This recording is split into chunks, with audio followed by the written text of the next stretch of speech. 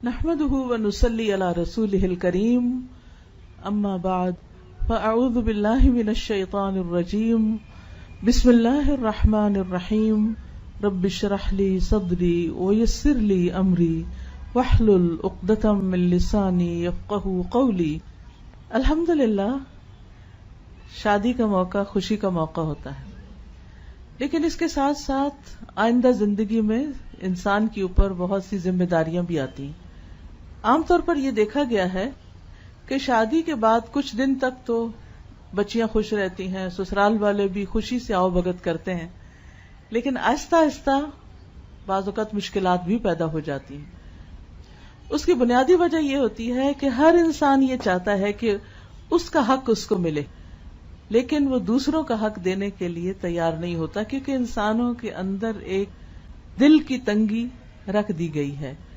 وَأُحْضِرَتِ الْأَنفُسُ الشُّحَّ، اس شح کو جب تک دور نہ کیا جائے، دلوں کی اس تنگی کو جب تک دور نہ کیا جائے، اس وقت تک انسان دوسرے کے لیے وہ نہیں سوچ پاتا جو وہ اپنے لیے سوچ سکتا ہے یا اپنے لیے سوچتا ہے.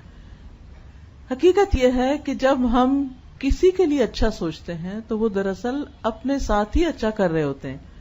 بظاہر یوں لگتا ہے کہ جیسے ہم دوسرے کا فائدہ کر رہے ہیں، لیکن حقیقت میں وہ اپنا ہی فائدہ ہوتا ہے.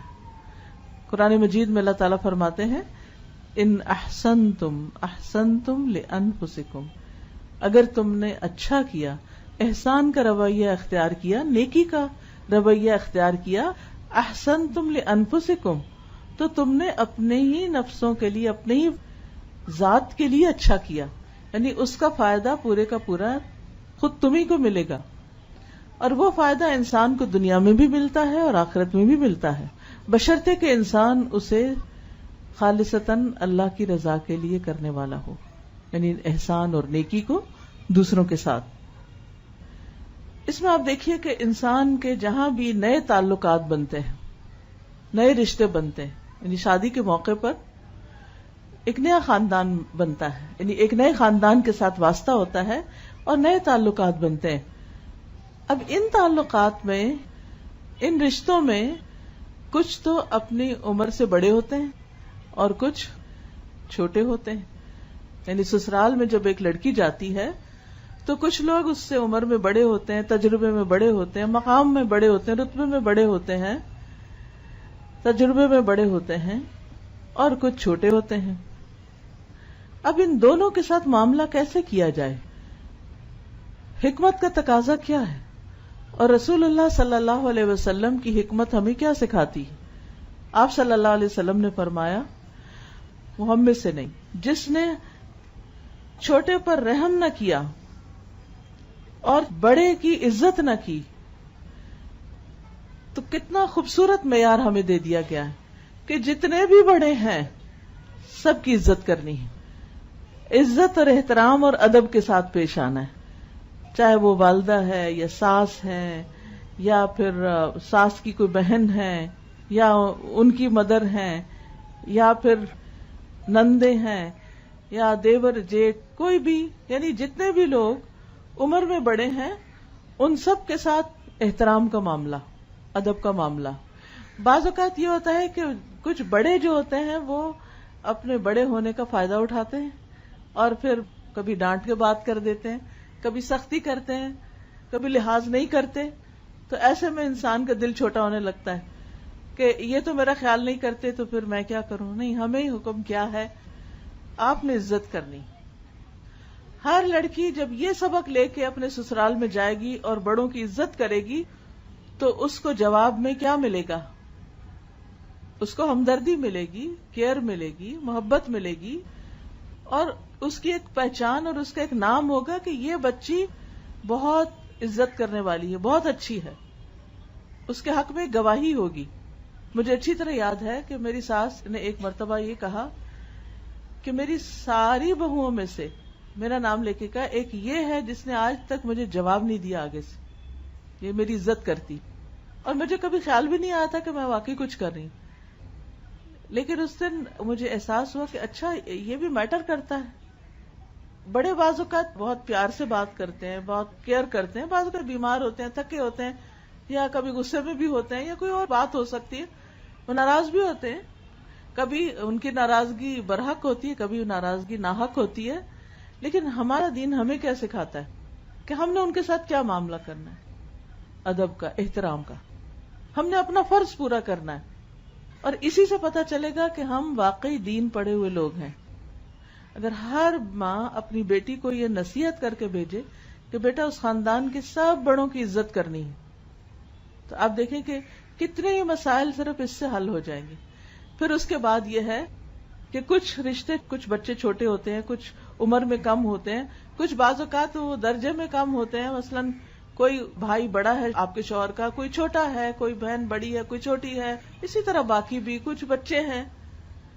کئی دفعہ ایسے ہوتا ہے جیسے نئی دلہن شادی ہو کر جاتی ہے تو چھوٹے چھوٹے چھوٹے بچے سارے ہجوم کر دیتے ہیں اس پر. کوئی لپسٹک خراب کر دیتا ہے، کوئی کپڑے خراب کرتا ہے، کوئی بیڈ پہ چڑھ جاتا ہے گندے پاؤں لے کے، کوئی کچھ کرتا ہے، کوئی کچھ کرتا ہے. تو اس میں انسان کو بڑے صبر و ضبط کا مظاہرہ کرنا پڑتا ہے. کچھ مہمان تو 2-4 دن میں چلے جاتے ہیں، لیکن کچھ مستقل اسی گھر میں رہ رہے ہوتے ہیں، یعنی کمبائنڈ فیملی سسٹم ہوتا ہے. ان بچوں کو روز دیکھنا پڑتا ہے، روز برداشت کرنا پڑتا ہے. تو وہاں کیا کرنا چاہیے؟ وہاں پھر نبی صلی اللہ علیہ وسلم کا یہ حکم ہے، چھوٹوں کے اوپر رحم، سختی کا معاملہ نہیں، شفقت کا معاملہ، سمجھانے کا معاملہ. کیا کہہ کے اگنور کر سکتے ہیں، درگزر کر سکتے ہیں، کوئی بات نہیں، چھوٹے ہیں نا، چھوٹے ایسے ہی ہوتے ہیں. میں تو بڑی ہوں نا، یعنی وہاں اللہ نے آپ کو بڑا بنایا تو آپ بڑے بن کے رہیں. اور بڑے بننے کا مطلب تکبر کرنا نہیں، بڑے بننے کا مطلب چھوٹوں کے ساتھ شفقت اور نرمی کا سلوک کرنا ہے. تو اس سے آپ دیکھیے کہ بچہ آپ سے محبت کرنے لگے گا، اور یہی آپ کی کامیابی ہے کہ آپ ہر بچے کو امپورٹنس دیں. اریٹیٹ نہ ہو کہ یہ بہت شور کر رہے، یہ بہت باتیں کر رہے، یہ بہت بدتمیز ہے، یہ ایسے ہے، یہ ویسے. نہیں، آپ ان کے دل جیتیں، آپ ان سے محبت کریں، وہ سارے آپ کے پیچھے لگ جائیں گے.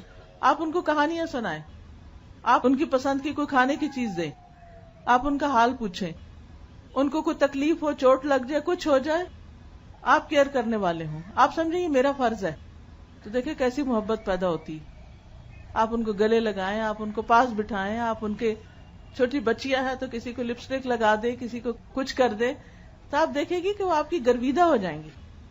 تو جس لڑکی کے گواہ بڑے بھی ہوں اور چھوٹے بھی ہوں، دونوں طرف کی گواہیوں کو یہ بہت اچھی ہے، تو آپ خود سوچئے کہ اس کی کیا ناموری ہوگی، اور اس کا اس گھر میں کتنے قدم جمیں گے، اور کتنی برکت ہوگی، اور کتنا اس کے لیے آگے بڑھنے پھلنے پھولنے کے مواقع ہوں گے.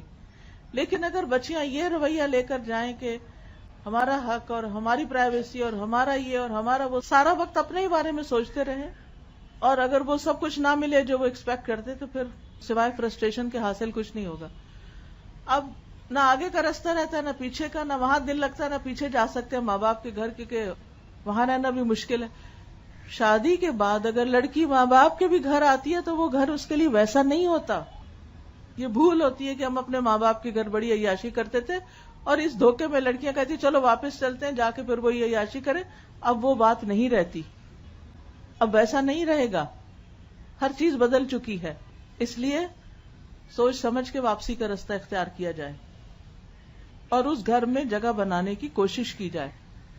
اور جگہ بنانے کے لیے، ایک مقام پانے کے لیے کچھ قربانی کرنی پڑتی ہے، کچھ صبر کرنا پڑتا ہے، کچھ اپنے دل پہ جبر کرنا پڑتا ہے. پھر اسی طرح پہلے بھی بات ہوئی کہ انسان جب کسی کے ساتھ احسان کرتا ہے تو دراصل وہ اپنے ساتھ کر رہا ہوتا ہے. اس کی ایک شکل یہ ہے، حدیث میں آتا ہے، حضرت ابو امامہ کہتے ہیں کہ میں نے رسول اللہ صلی اللہ علیہ وسلم کو ارشاد فرماتے ہوئے سنا، دوسروں کے ساتھ احسان کرنے سے آدمی بری موت مرنے سے بچا رہتا ہے. یعنی ایسے انسان کا خاتمہ اور انجام اچھا ہوتا ہے، یعنی ایمان پہ خاتمہ ہوتا ہے، حادثاتی موت سے محفوظ رہتا ہے. اور دوسری نصیحت آپ نے کیا فرمائی؟ پوشیدہ صدقہ کرنے سے اللہ کا غصہ بجھتا ہے. تیسری بات آپ نے فرمائی، اور رشتہ داروں کے حقوق ادا کرنے سے عمر میں برکت ہوتی ہے. اب آپ دیکھیے کہ یہ اصول گھر سے باہر کے لیے تو ہے ہی، اپنے گھر کے اندر اپلائی کرنے کے لیے. احسان کیا ہے؟ احسان ہے کسی کے ساتھ نیکی کرنا، اچھا کرنا. بعض اوقات اس کے ساتھ تو ہم اچھا کرتے ہیں جو ہمارے ساتھ اچھا کرتا ہے، لیکن جو ہمارے ساتھ اچھا نہیں کرتا ہم اس کے ساتھ اچھا نہیں کرتے، مقابلے پہ آ جاتے ہیں، اور شیطان ہمیں بلوا دیتا ہے کہ اس اچھائی کا فائدہ ہم ہی کو ملنے والا ہے، لہذا کوئی ہمارے ساتھ اچھا نہ بھی کرے پھر بھی ہم نے اس کے ساتھ اچھا کرنا ہے، یہ سوچ کے رکھنا ہے میں نے تو اچھا ہی کرنا ہے، وہ نہیں کرتا اس کا معاملہ اس کے رب کے ساتھ، مجھے اچھا کرنا ہے۔ بعض اوقات ایسا ہوتا ہے کہ شوہر ہی اچھا نہیں کرتا تو پھر انسان غصے میں آ جاتا ہے، جب یہ میرا خیال نہیں رکھتا، جب یہ مجھے ٹائم نہیں دیتا، جب میری کوئی بات نہیں سنتا تو میں کیوں اس کی مانوں، میں کیوں اس کی سنوں، تو جواباً ہم بھی ناراض ہونا شروع ہو جاتے ہیں۔ نتیجہ کیا ہوتا ہے؟ وہ دوریاں بڑھتی چلی جاتی ہیں۔ جب آپ یہ سوچ لیتے ہیں کہ کوئی بات نہیں، یہ نہیں بھی اچھا کرتا، مجھے اچھا کرنا ہے، ایک دن تو اس کا دل میری طرف پلٹے گا نا، اور واقعی پلٹے گا، بس صبر کا امتحان ہے، تھوڑے دن کی بات ہے۔ کیونکہ عموماً کیا ہوتا ہے کہ لڑکی دوسرے گھر میں نہیں جاتی ہے، وہ سب لوگ پہلے سے ہی آپس میں ایک دوسرے سے بہت مانوس ہوتے ہیں، اور کچھ گھروں کا آپس کا جو نیٹ ورک ہوتا ہے وہ بڑا اسٹرانگ ہوتا ہے، وہ آپس میں بیٹھتے ہیں، ہنستے ہیں، کھاتے ہیں، پیتے ہیں، اور یہ جو نئی لڑکی گئی ہوتی ہے وہ بس منہ ہی دیکھتی رہتی ہے کہ یہ کیا ہو رہا ہے، کوئی مجھے بھی توجہ دے، کوئی میری بھی بات سنے، مجھے بھی اپنا بنائے۔ لیکن وہ وقت ابھی دور ہے کہ جب آپ اس سب میں گل مل جائیں گے،